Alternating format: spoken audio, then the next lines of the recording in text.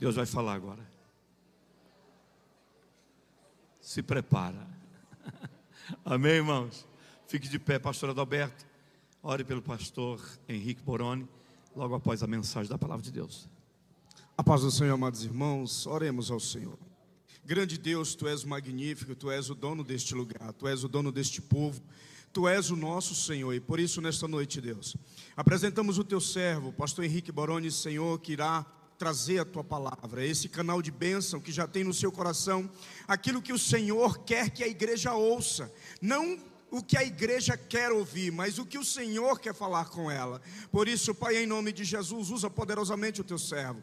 Eu sei que ele já está em Tuas mãos, mas o Senhor é o Senhor de todas as coisas. Por isso, Pai, que possamos receber com gratidão, com alegria, seja que palavra for nesta noite, mas que ela venha nos curar, que ela venha levantar a nossa vida, nos colocar de pé e nos manter de pé para a glória do Teu nome. Pai, nós te pedimos e agradecemos em nome de Jesus.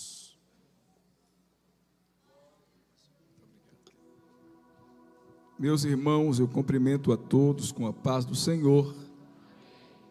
Queridos, é com muita satisfação, com muita alegria, que eu tenho a honra, o privilégio de poder ter sido convidado e escolhido para participar deste evento tão importante, tão grandioso e tão glorioso. Durante esses dias sentimos a presença de Deus com muita intensidade, diante de tudo que Deus tem predisposto e determinado a fazer nesses dias, encerrando por hoje a festa, mas começando uma nova fase a partir de agora. Eu quero agradecer a Deus neste momento, ao querido pastor Luiz Ricardo.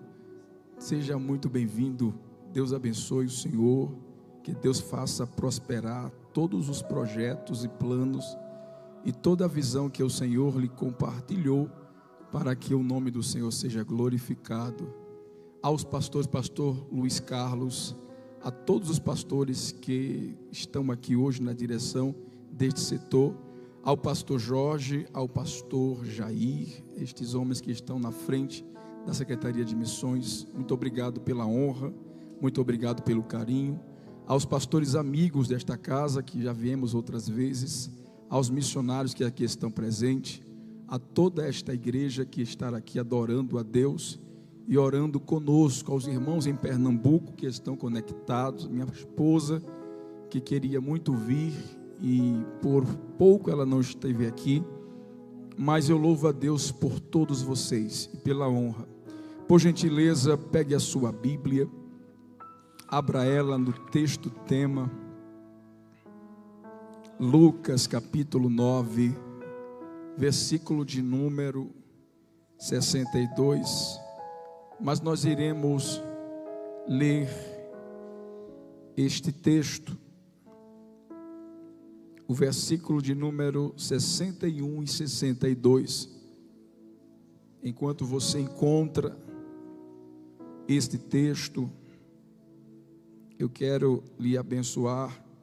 Já voltamos aqui várias vezes, sou quase um paulistano, e Deus nos deu o prazer de escrever, e temos os livros grátis para os irmãos no nosso Instagram, Henrique Boroni, tem um link na bio, é só clicar, você vai para a página Compartilhando Fé, tem 2 e-books, Noé Construindo Sonhos e Adoração, uma análise introdutória para o seu deleite, para o seu crescimento. Se você puder, abençoe a si mesmo compartilhando e lendo este livro ou estes livros, amém?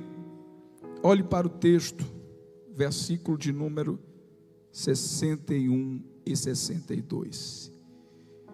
Disse também outro: Senhor, eu te seguirei,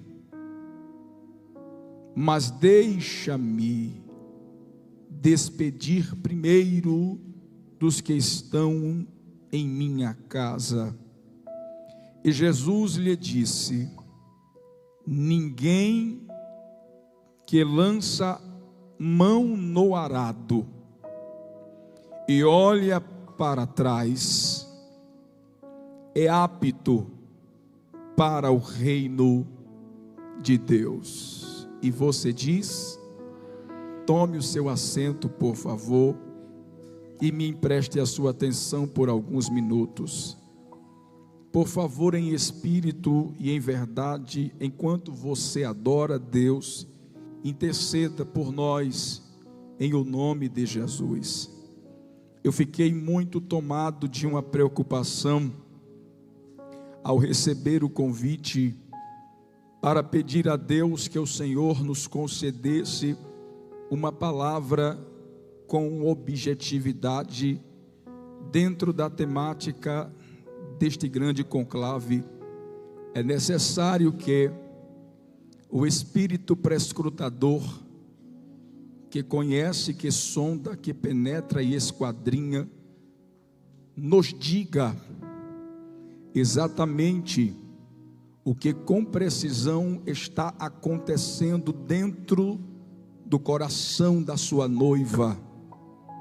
E assim como a sublimidade deste Espírito prescrutador, quando o tema foi liberado deste evento, com os olhos na missão e as mãos no arado, lendo este texto que nós acabamos de ler, a Bíblia vai dizer que Jesus havia posto no seu coração um propósito de ir para Jerusalém, porque o tempo da sua assunção estava chegando.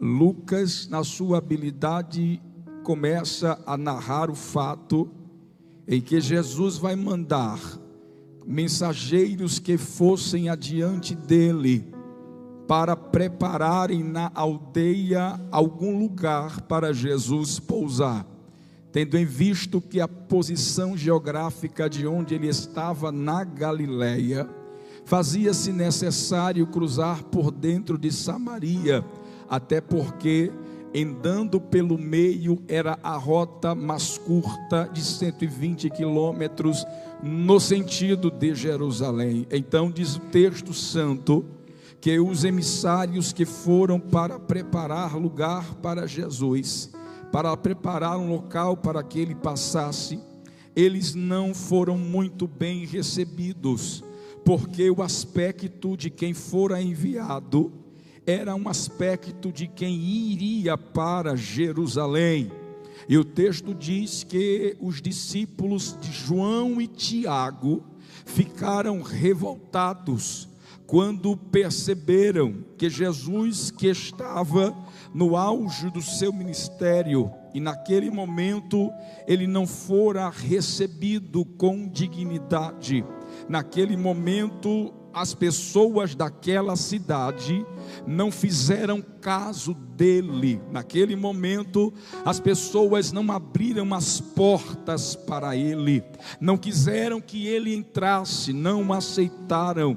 E o texto diz que quando eles não querem, não aceitam e rejeitam a presença de Jesus, só porque ele estava indo para a Jerusalém, diz a Bíblia que neste momento João e Tiago ficam revoltados.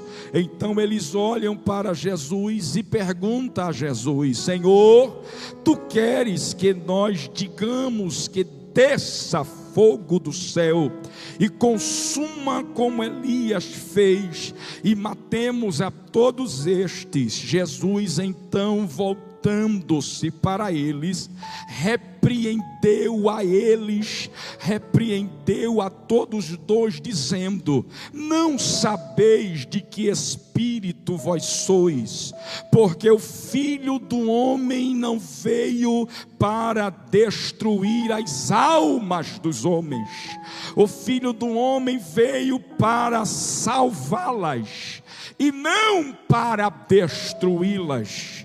Ele veio para resgatá-las e não para condená-las. E a Bíblia diz que depois que Jesus revela para Tiago e João o que Jesus tem planejado, o que Jesus tem como prioridade e qual é a visão da sua missão, os discípulos que na hora manifestaram seu sentimento de mágoa e de revolta por uma não aceitação, continuaram no caminho. E é quando se introduz o momento em que encontraremos o texto base para esta ideia, é que eles estão indo no caminho e pensando o que Jesus acabou de fazer, e de repente a Bíblia diz que um aparece para dizer para Jesus: seguir-te-ei para onde tu fores. E Jesus vai lhe responder: escuta, meu amigo, as raposas têm os seus covis e as aves do céu têm ninhos para si, mas o Filho do Homem não tem aonde reclinar a cabeça. Eu não preciso nem fazer uma nota exegética para este povo tão sábio, que Jesus não estava aqui falando ou tratando-se de não ter casa. É o que Jesus está dizendo aqui, que para onde ele vai, de onde ele vem, o paradeiro dele, o itinerário dele, o objetivo dele não é traçado pela sua própria vontade. Então ele já está dizendo: você vai querer me seguir, eu não sei aonde eu paro, eu não sei aonde eu fico, eu não sei aonde eu vou. Por quê? Porque quem me mostra, quem me orienta, quem me ensina, quem me guia é o Pai. Ele havia dito: o Filho por si só não faz o que ele quer, porque ele não veio para fazer o que ele quer, ele veio para fazer a vontade do Pai. E é a permissão do Pai, é o Espírito quem me guia, é o Espírito quem lhe leva, é o Espírito quem lhe toma, é o Espírito quem lhe direciona. E para seguir a Ele não pode esperar morada terrena, não pode esperar objetivos embaixo, até porque Ele não vem com a mente de baixo. Então Ele está dizendo: eu vou para onde eu vou. A Bíblia diz que de repente aparecem outros, e a um outro Ele diz assim: você quer me seguir? Venha. Mas o outro põe uma barreira no chamado e diz para ele: deixa que eu vá enterrar o meu pai que acabou de morrer. Jesus já responde a ele dizendo: deixa os mortos enterrarem seus mortos, porém tu vai e anuncia o reino de Deus. Outro entra na história e diz a Jesus: Senhor, se eu quero te seguir, deixa-me eu me despedir primeiro dos que estão em minha casa. Mas Jesus vai revelar para eles, Jesus vai dizer: ninguém que lança a mão no arado e olha para trás é apto para o reino de Deus. É aqui, meus irmãos, exatamente na continuação dos acontecimentos, em que nós começamos a entender as palavras do nosso querido amigo e mestre Jesus de Nazaré. Ele está dizendo a um homem que tem uma chamada, mas ele tem uma chamada e ele não percebe a urgência desta chamada. Ele está dizendo ao outro homem que também quer fazer a obra, que para fazer a obra precisa ter a primazia e a prioridade e o oportunismo. Jesus está dizendo: chegue lá no enterro e não fique chorando enterrando o corpo. Vá enterrando e vá pregando, vá enterrando e vá anunciando, vá enterrando e vá revelando, porque o reino de Deus é chegado. O que Jesus está fazendo aqui é mostrando para os discípulos qual é a sua visão. Ele está fazendo aqui, é manifestando para eles o entendimento de que, primeiro, para se pegar o arado e entrar no campo e entrar na obra, é necessário já saber o que se vai fazer, porque ninguém vai pegar a ferramenta para chegar na obra sem saber o que vai fazer. Se ele pegou a colher de pedreiro, é porque sabe que vai fazer. Se ele pegou o arado, é porque sabe que vai fazer. Se ele pegou o serrote, é porque ele sabe o que vai fazer. Se ele entra com a foice na mão, é porque ele sabe que vai fazer. Se ele entra com uma ferramenta, ele tem que saber aonde ele está entrando, em que campo ele está entrando e qual é a obra que ele vai fazer. E o texto está nos dizendo que na ideia do pedagogo, Jesus está falando exatamente isso. Quem já pegou a ferramenta, quem já entrou no campo, não pode tirar a visão da visão do campo, não pode tirar a visão da visão da obra, não pode tirar a visão da missão, não pode tirar a visão de quem pegou a ferramenta, porque quem pega na ferramenta e tira a visão do campo, perde o objetivo da ferramenta e pode causar um acidente. Imagina se um marceneiro com um martelo na mão vai pregar um prego, e na hora de pregar ele não olha para o prego, ele martela o dedo. Imagina se na hora de colocar uma parede, o pedreiro tira o olho da linha do prumo e do nível e olha para trás, vai assentar a tijolo errado. Por quê? Porque quem tem a ferramenta está no campo, sabe o que veio fazer, sabe o que tem que fazer, sabe para onde tem que olhar, sabe o que tem que ver. Então quem pega na ferramenta não vai poder olhar para trás. Quem veio adorar a Jesus aqui nesta noite, abra a boca, levante esta mão e diga glória ao nome de Jesus. Quem pega na ferramenta, Jesus começa a dizer para nós neste texto: aquele que põe a mão no arado e olha para trás não está apto para a obra. Irmãos, como nós estamos nesta conferência missionária, o Espírito Santo de Deus, além de avivar o seu espírito, além de renovar você aqui nesta noite, ele tem algo ainda mais profundo para fazer na sua vida. Por quê, pastor? Porque, como foi falado desde a quinta-feira pelo nosso pastor presidente da convenção, missões não é feita com emoção. Missões, ela precisa ter emoção, mas a base da obra não depende de sensacionalismo e nem emoções, porque as emoções são passageiras, temporárias e efêmeras. Observe, por favor, o tema escolhido nos chama a atenção por causa de dois fundamentos elementares descritos neste tema. Primeiro, com os olhos na missão e as mãos no arado. O que entendemos por olhos na missão?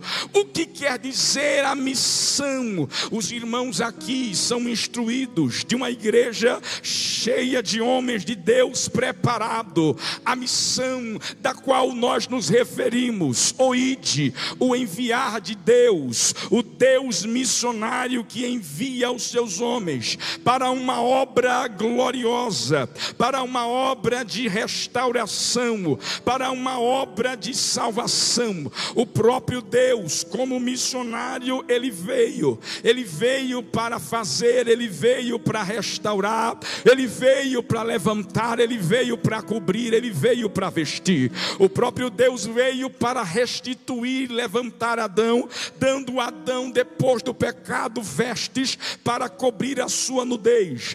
Diz a Bíblia Sagrada que Deus envia seu Filho Jesus no Evangelho de João, capítulo 3, e o versículo 17, dizendo: porque Deus enviou o seu Filho. Está escrito no Evangelho de João, capítulo 14, e o verso de número 26, que Jesus disse: o meu Pai enviará o Consolador, o Espírito Santo de Deus. O Espírito Santo também é enviado, conforme Isaías 55, versículo 11. O profeta abriu a boca para dizer: porque assim como desce a relva e cai a neve, desce a erva e cai a neve, e assim a chuva também descerá, e assim do jeito que eu falei, a minha palavra se cumprirá, porque ela vai fazer o que eu mandei.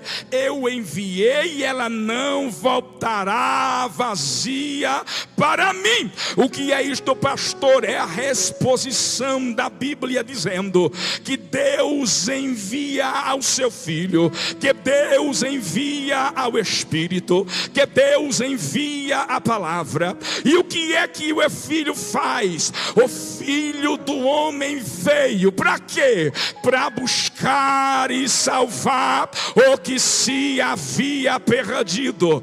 Para que foi que ele mandou um Espírito? Cumprimento da promessa de Joel, e para dar poder à igreja, para a igreja fazer a sua obra. Por quê, pastor? Porque dentro da atmosfera celestial, no plano da redenção, todo mundo é missionário. Missionário por quê? Porque na terminologia missio do latim é onde encontramos a palavra portuguesa enviar, de onde tem o termo em grego chamado apostolô, que quer dizer enviar. Por quê, pastor? Porque aquele que envia e aquele que vai, aquele que vai e aquele que envia estão enviando, e quem envia faz missão, e quem vai faz missão. E Jesus é missionário, e o Espírito é missionário, e a palavra é missionária, e você precisa ser missionário também.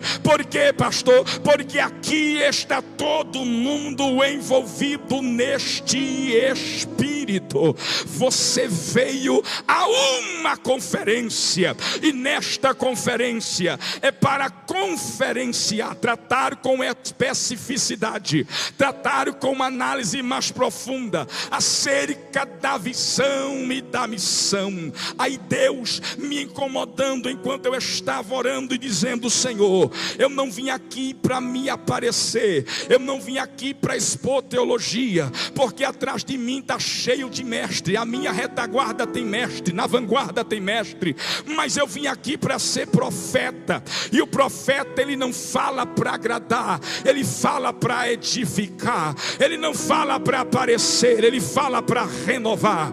Ele não fala para ficar bonito na vida, ele fala para entregar o recado que o céu está mandando. E o recado que o céu está mandando na conferência 2024 da Semeado é que é um tempo em que ele vai abranger a visão, ele vai aumentar a visão desta igreja para uma visão maior e mais alta. Sobre que Manaui. Observe comigo, por favor. Quando ele fala na palavra olho, ele está falando no órgão que é responsável por introduzir ao cérebro as percepções do mundo visível. É através do olho em que nós compreendemos a visão, e a visão do olho é para a compreensão do mundo material. Ou seja, quando você olha, você vê. Quando você olha, você compreende. Quando você olha, você define. Porque a visão, ela traz a informação de fora para dentro, para dar a você firmeza e confirmação. Deus coloca na cabeça os sentidos de ouvir, cheirar, o paladar, o olfato, o tato e a audição. O tato não, a audição, o olfato, o paladar e a visão. Esses 4 sentidos estão na cabeça. A cabeça é onde está o nosso cérebro, é onde é responsável pela capacitação de receber as informações. As informações para o nosso crescimento entram pelos ouvidos e pelos olhos. É por isso que em Apocalipse está escrito no capítulo 1, verso 3: bem-aventurado os que leem e os que ouvem. A informação, ela vem pelo que a gente ouve, e ela precisa daquilo que a gente vê, porque quando a gente quer ter certeza daquilo que ouve, a gente precisa ver. Quando Deus formava e formatava o corpo humano, Ele vai preparar uma estrutura anatômica para as necessidades do espírito, porque sim, o espírito também ele tem os seus sentidos, mas o espírito não precisa dos órgãos externos para ter as compreensões. Pois a Bíblia diz que quando João foi arrebatado na ilha de Patmos, seu corpo estava preso aqui, mas seu espírito entrou lá. E quem viu lá o trono, o ancião, o que estava com o livro fechado, o cordeiro que entrou no meio, não era o olho do corpo, mas era a visão do espírito. Então observe que existe uma necessidade em que Deus, quando forma o corpo do homem, Ele vai preparar o corpo para receber esse espírito.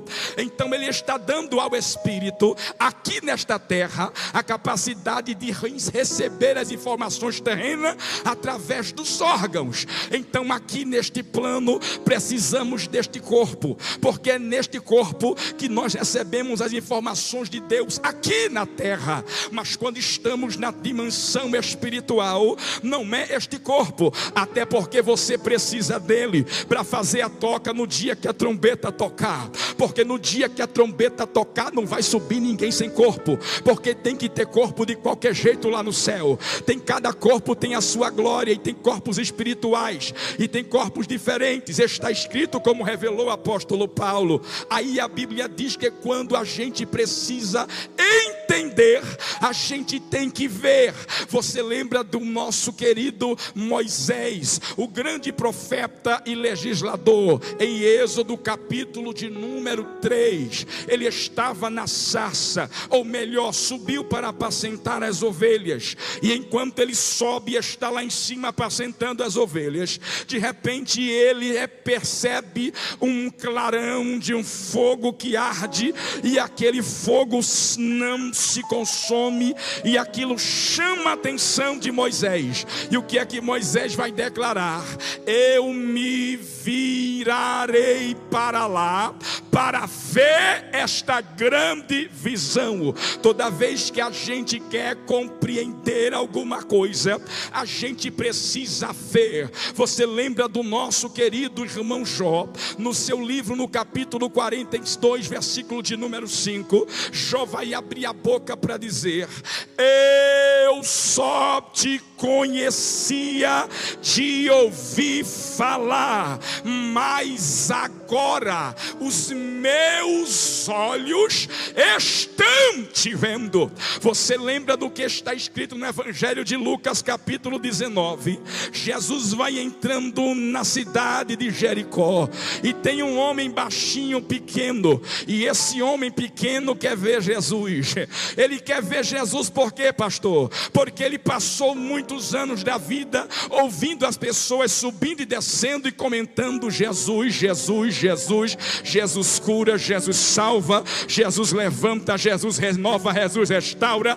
Quem é esse Jesus que passa para lá, que passa para cá? Porque todos que sobem para Jerusalém, descem, passam por Jericó, a história é Jesus. Este homem está ouvindo quem é, mas ele quer conhecer. Então a Bíblia diz que ele deseja ver quem é Jesus. E o que é que ele faz, pastor? Ele tenta ver de baixo, mas de baixo não dá. A multidão lhe aperta. Então ele sobe na figueira, e quando ele sobe na figueira, a Bíblia diz que quando ele sobe, quem vê ele é Jesus, e já diz a eles: Zaqueu, desce depressa, porque hoje me convém pousar em tua casa. A tua vontade era tão grande de me ver, que eu vi que você foi capaz de quebrar protocolo, porque como disse Kenneth Bailey, homens importantes não correm, homens importantes não sobem em árvore, mas você quebrou todo o protocolo, subiu na árvore e correu. Agora imagine os irmãos, um homem pequeno, baixinho, gordinho, fortinho, vestido de um vestido, subindo numa árvore, e alguém perguntando e dizendo: esse homem está ficando doido. Mas era Zaqueu dizendo: eu preciso ver quem ele é, porque eu estou ouvindo, mas eu não vi ainda. Eu quero ver, porque pastor, porque quando a gente tem a visão, a gente tem a definição. A visão nos dá certeza daquilo que a gente está ouvindo, a visão nos dá certeza daquilo que a gente está sentindo. Se a Bíblia nos mostrasse que Isaac pudesse ver, ele jamais abençoaria Jacó. Mas por que é que Isaac abençoa Jacó? É porque Isaac estava cego. Ele até sentia o cheiro, ele até tocou no casaco que era de Esaú, ele até tocou e percebeu, mas ele não tinha certeza. E por que não tinha certeza? Porque ele podia ouvir, podia sentir, podia tocar, mas não podia ver. Se a Bíblia nos mostrasse que o profeta Aías, já envelhecido, sem poder ver, a história diz que o rei Jeroboão mandou a mulher se maquiar e entrar lá. Vai lá, mulher, entra lá, toca lá. Ele vai profetizar sem saber quem você é, porque os olhos dele já não enxergam mais, ele já não pode mais ver. Mas vai lá, e a Bíblia diz que quando ela vai, só que o que eles não sabiam é que o profeta servia a um Deus que tem 7 olhos como chama de fogo. O profeta não está vendo, mas Deus estava vendo, e disse a ele: quem vem aí é a mulher de Jeroboão. Quando começar a entrar pela pisada, tu vai saber, é ela. E a Bíblia diz que naquele momento, quando ela entra no lugar, o profeta grita: entra, mulher de Jeroboão. Se ele tivesse visão, não era necessário Deus falar para ele, porque ele iria ver e iria saber. Pastor, por que é que o Senhor está abordando esses assuntos e esses textos? É para provar aos senhores e dizer às senhoras que a importância da visão é para o conhecimento, é para a definição. E o que é que Deus quer fazer conosco aqui neste evento? É trazer de volta, é restaurar de volta a visão missionária, a visão da obra, anunciar no coração. Osasco tem se mostrado uma igreja que tem feito com excelência, mas ainda tem muita gente que Deus precisa despertar neste lugar, porque eu acredito que haverá e está chegando, e a hora é que Deus vai levantar uma igreja poderosa e vai avivar o coração ainda mais desta igreja, porque um novo tempo de Deus se levanta para esta cidade, e neste novo tempo o Senhor está dizendo: eu vou começar a abrir a visão daqueles que eu separei para fazer a minha obra com excelência. Por quê, pastor? Porque enquanto a visão não abrir, não tem obra. Enquanto a visão não abrir, não tem oferta. Enquanto a visão não abrir, não tem entrega. Enquanto a visão não abrir, não tem sacrifício. Enquanto a visão não abrir, ninguém mete a mão no arado. Enquanto a visão não abre, ninguém vem. Por quê, pastor? pastor? Porque não viu. Por quê? Porque não entendeu. Por quê? Porque não compreendeu. Porque visão, compreensão, ideia, entendimento são sinônimos e estão ligados. Quando falamos em visão, falamos na compreensão da ideia, falamos na percepção, e ela é muito mais além das coisas materiais. Por quê? Porque a chamada de Moisés começa na visão, a chamada de Isaías começa na visão, e o Espírito Santo está falando aqui nesta noite para dizer: eu vou começar a abrir os olhos de quem precisa ser aberto. Você pode abrir a boca para dar glória a Deus. Quem veio adorar a Deus, levante a mão nesta noite. É uma noite de conscientização da chamada, é uma noite de despertamento do Espírito. Deus está falando. O problema é que não estão de olho na missão. Como assim? Não estão de visão na ideia. Como assim? Não pegaram a minha visão. Estão feitos Tiago e João, andando comigo, mas cheio de ressentimento. Por quê? Porque na hora que foi rejeitado, Tiago disse: vamos queimar. Na hora que foi rejeitado, vamos matar. E Jesus, vocês não estão entendendo a visão. Está comigo, mas não está compreendendo. Come comigo, mas não está vendo. Anda comigo, mas não está sentindo. Está do meu lado, mas não pegou ainda. O que eu quero fazer com vocês aqui?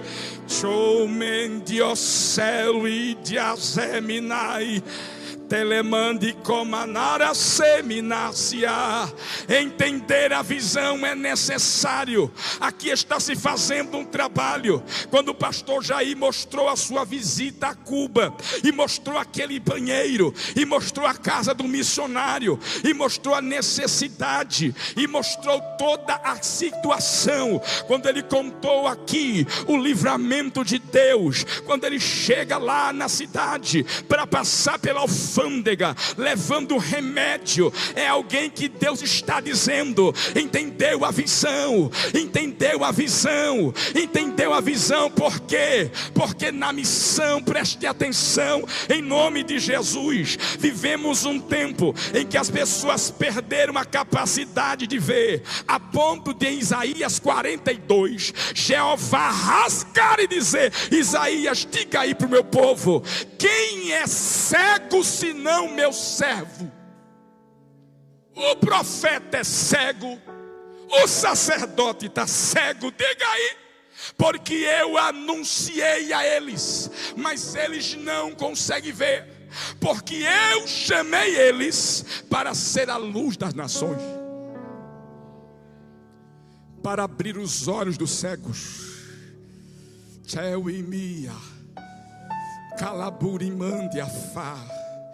O Espírito passeia no meio desta casa de uma forma cirúrgica, porque Deus trabalha com cooperação. Ai, Minévia, é vaso enchendo vaso. Oh glória! Você lembra que quando Jesus parou Paulo e disse a Ananias: vai lá na rua chamada direita, Ananias foi lá e Paulo estava orando.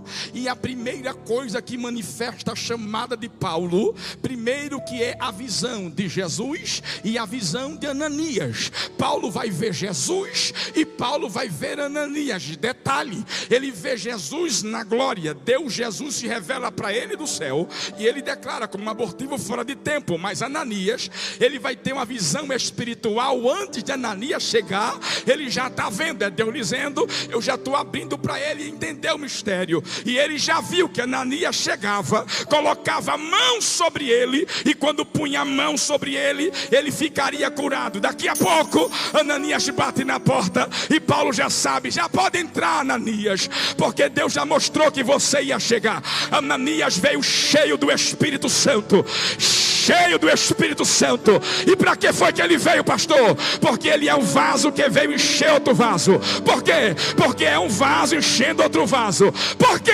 Porque Jesus disse a ele: Ananias, vai, porque este é para mim um vaso escolhido.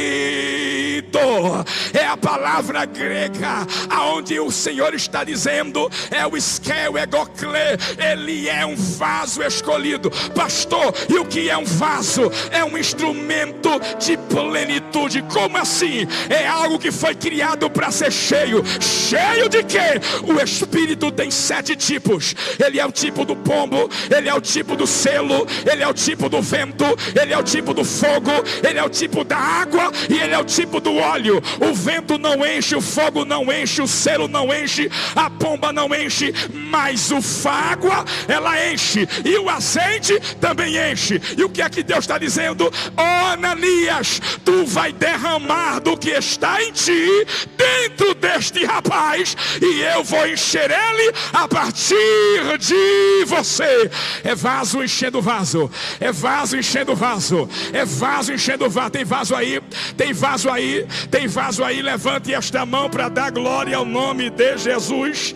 É vaso enchendo vaso. O apóstolo Paulo, ele vai ter a visão também. Então perceba o que é que Deus está falando para nós aqui nesta noite. E o Senhor ainda disse para Paulo: vai, Ananias, porque ele vai saber o quanto importa sofrer pelo meu nome, o quanto importa padecer por mim.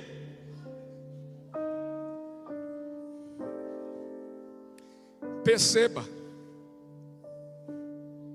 Jesus está aqui, de olho na missão. É a visão da ideia de Deus. E a visão da ideia, pastor, é para eu ficar rico, é para eu ficar famoso, é para eu ganhar status.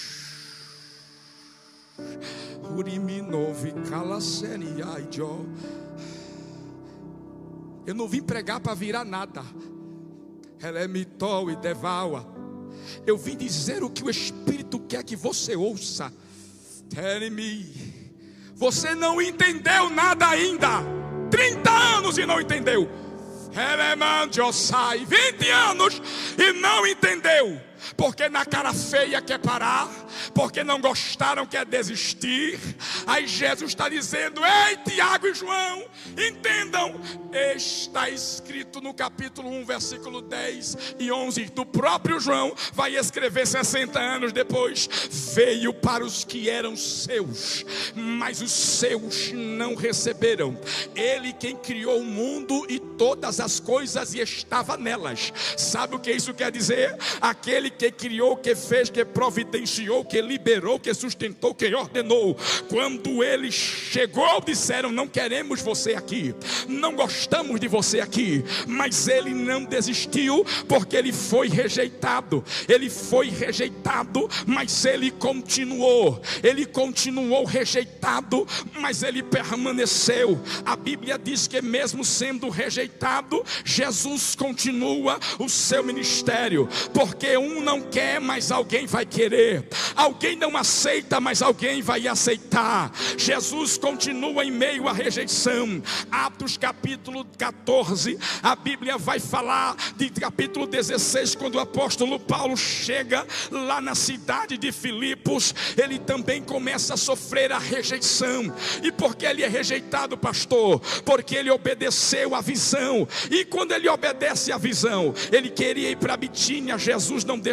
Queria ir para a Ásia, o Espírito de Cristo também não deixou. Mas quando ele vai para Macedônia e chega na Macedônia, ele é preso, ele apanha e é açoitado e é rejeitado pelo povo e é injustiçado. Mas lá dentro do calabouço, ele entende a missão, ele está de olho na missão, ele sabe que está ali, e ele começa a cantar. E quando ele canta, a Bíblia diz que Deus manda um terremoto. Eu nunca vi louvor chamar terremoto, e terremoto vi com chave para abrir cadeia, porque terremoto não abre, terremoto derruba, terremoto terremoto não solta, terremoto prende. Mas quando quem chamou foi alguém que tem um olho na missão, ele veio com a chave para abrir os cadeados e abrir todas as portas. Abriu as portas. A rejeição que Paulo sentiu, quando nós estamos observando a Bíblia Sagrada, nós vamos ver que o próprio Jeremias foi chamado e Deus lhe disse: não vão gostar de você,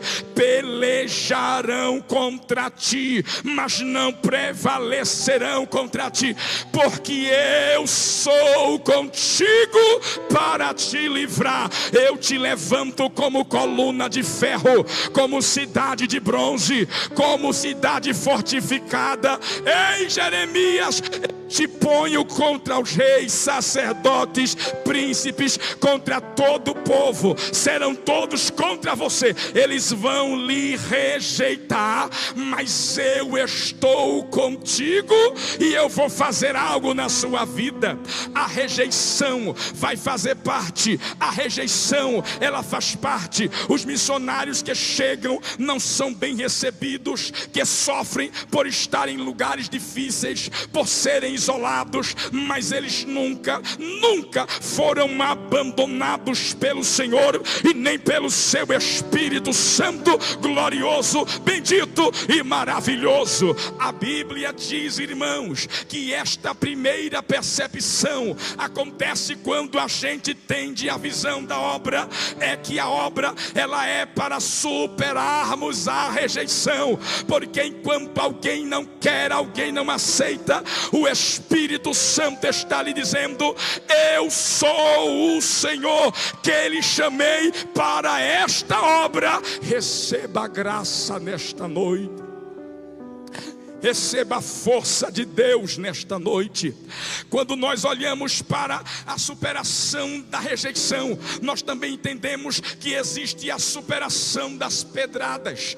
Paulo foi apedrejado chegando na cidade de Listra, e quando ele entra na cidade, depois de curar um homem e começar a fazer a obra, vem um levante contra Paulo, vem um levante contra eles, e diz a Bíblia que os judeus que vieram de Icônio pegam a Paulo, apedrejam ele, e ele fica quase morto, é arrastado da cidade. E quando arrastam ele da cidade, os seus discípulos chegam lá, e quando chegam lá, eles levantam a Paulo e eles entram na cidade. Eu fiquei meditando e pensando nisto, mas Paulo, como é que depois de quase morto e apedrejado, você sofre, agora você volta para a cidade que alguém lançou pedra e tentou lhe matar, mas Paulo não desiste, não para por causa das pedradas. E por que é que ele volta lá, pastor? Porque essas pedras, elas não vão ser o fim de Paulo, pelo contrário, essas pedras, elas vão ser o início de uma nova história em Listra, porque é lá nesta cidade que Paulo vai impactar a vida de uma mulher chamada, de uma mulher muito conhecida, que vai ser a mãe de um jovem que vai se tornar um grande obreiro. A irmã Lloyd, ela vai ser impactada. A irmã Eunice, ela vai ficar tocada, porque um homem entrou aqui, apedrejaram ele quase morreu, mas ele voltou para pregar aqui depois das pedradas, e a fé de Lloyd e Eunice, elas vão passar para o moço, que quando Paulo volta no capítulo 16, esse moço já cresceu e já está pregando. Por quê, pastor? Porque as pedras que eram para matar não mataram, as pedras que eram para destruir não destruíram, e Paulo não parou de fazer a obra. Por quê? Porque quem está de olho na missão não solta o arado, não deixa o arado e não olha para trás. Se você está entendendo, levante a mão direita comigo, por favor. Abra sua boca e dê uma glória para Jesus bem forte aí. Você não pode perder esta visão da obra.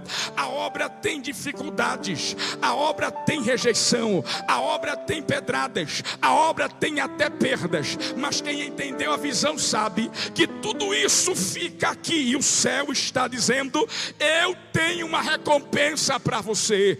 Quando eu vejo que a igreja compreende a visão da obra, que é necessário superar as perdas, que é necessário superar as pedradas, que é necessário superar tudo aquilo, de aqui entendemos a chamada de Deus. Nós continuamos. Por quê, pastor? Porque vêm as mãos. E para que servem as mãos? As mãos são para a realização. A mão é para a execução. Execução de quê? De toda a ideia. Execução de quê? De todo o projeto. A gente só consegue executar aquilo que a gente projeta. E o que é o projeto? É a discriminação da ideia. E o que é isso? É a concepção da visão. Por quê, pastor? Porque a gente consegue antever e prever. A gente consegue notar e perceber. Ainda antes, a visão, a execução, as mãos no arado. O céu nesta noite está falando ao coração de algumas pessoas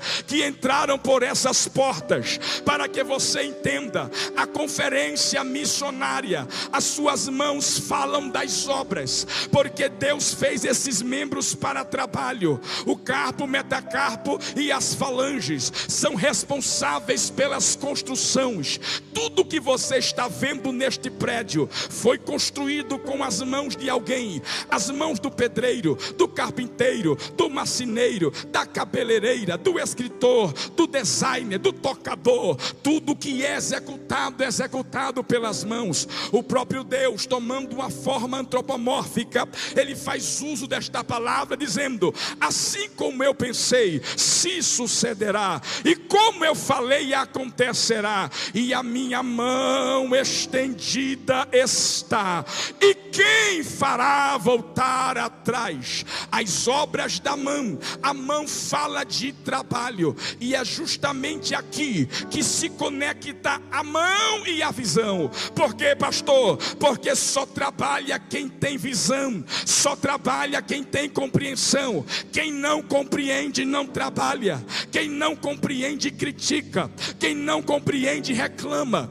Quem não compreende atrapalha. Mas quem compreende trabalha. Trabalha machucado, mas trabalha. Trabalha ferido, mas trabalha. Trabalha enganado, mas trabalha. Trabalha lesado por alguém, mas trabalha. Por quê? Porque ele entendeu a visão. E a visão não é de baixo. A visão, ela vem de cima. O Espírito Santo de Deus está dizendo aos corações de algumas pessoas: eu vou abrir a sua visão, e você vai ver o que você nunca viu. Você vai começar a contemplar o que nunca contemplou. Você vai começar a notar o que nunca notou. Você não pode continuar apático. Você não pode continuar indiferente. Você não pode continuar separado. Você não pode continuar paralisado. A igreja, o trabalho, o campo missionário, a obra do Senhor está clamando por pessoas que entendam a visão e põe as mãos no arado. Entendam a visão e pegue o seu instrumento de trabalho. Entendam a visão e carreguem a sua ferramenta. O céu nesta noite está lhe chamando, lhe convocando e lhe dizendo: eu começo hoje a mudar a tua história daqui para frente. Eu começo hoje a mover tudo aquilo que atrapalha a sua capacidade de ver e de compreender. Porque enquanto você não vê, você não desperta. Enquanto você não vê, você não levanta. Enquanto você não entender, você não vem. E o céu nesta noite fala ao teu coração: é tempo de se levantar, de se erguer, porque Deus vai fortalecer as tuas mãos para uma grande obra. Você não nota, você não percebe, existe uma fúria do inimigo contra as mãos de quem trabalha. Você não percebe que Satanás fica furioso com as mãos dos vasos que Deus usa. O apóstolo Pedro, aonde ele chegava, a Bíblia diz que ele orava, punha as mãos e Deus batizava com o Espírito Santo. E impondo as mãos em Samaria, todos foram batizados. A Bíblia diz que quando chegou lá em Atos capítulo 18, também não conheciam acerca do Espírito, e orando e impondo as mãos na casa de Cornélio, começou a falar, caiu o Espírito Santo. E Lucas registra: e pelas mãos dos apóstolos sinais, prodígios eram feitos. Satanás tem uma raiva da mão de quem trabalha, porque aonde a mão levanta, Deus cura, aonde a mão levanta, Deus batiza, aonde a mão levanta, Deus renova, aonde a mão levanta, Deus enche, aonde a mão levanta, o milagre acontece, aonde a mão levanta, existe algo da parte de Deus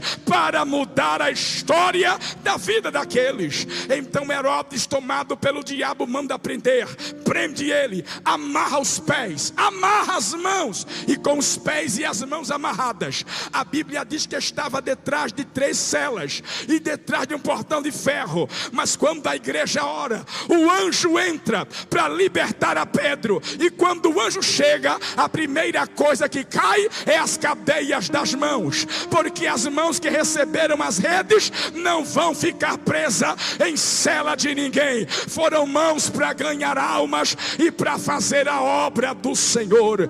Quantos entendem esta palavra? Levante a sua mão e dê uma glória ao nome santo de Jesus. Que Deus abençoe a sua vida, que Deus abençoe a sua jornada, que Deus abençoe a sua casa, que Deus abençoe o seu ministério, que você seja próspero, que você desperte, que você olhe para a visão missionária, que você entenda que a chamada é muito forte e que existem coisas difíceis, mas o céu se derramará sobre a sua vida. Eu queria perguntar nesta noite, no meio desta igreja, no meio de nós que cultuamos ao Senhor com alegria, existe alguma pessoa que veio ao culto nesta noite e ainda não entregou a sua vida para Jesus? Jesus veio para salvar a sua alma e restaurar a sua história. Tem alguma pessoa nesta noite, tem alguma vida nesta noite que gostaria de entregar-se completamente para Jesus? Tem alguma pessoa nesta noite que gostaria de render e entregar a sua vida para receber esta visão celestial? Tem alguém nesta noite que gostaria de entregar-se para Jesus? Onde tem alguém nesta noite? Tem um moço, tem uma moça, tem alguém que veio adorar a Deus aqui hoje? Onde está você? Tem alguém que gostaria? Jesus morreu na cruz para lhe dar acesso a Deus. Jesus morreu para salvar você. Tem alguém nesta noite para Jesus? Onde está a primeira pessoa para Jesus? Tem alguém nesta noite? Que Deus abençoe esta igreja, que Deus abençoe o nosso querido pastor Luiz Ricardo.